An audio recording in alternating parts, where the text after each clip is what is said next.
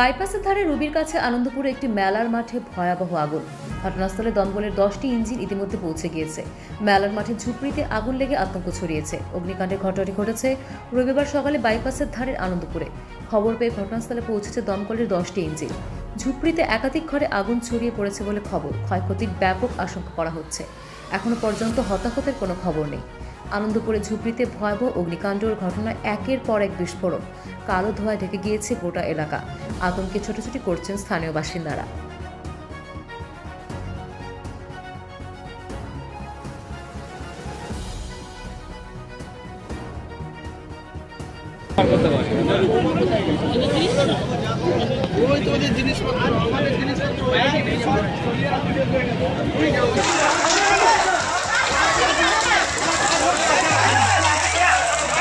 RPTV news Bangla.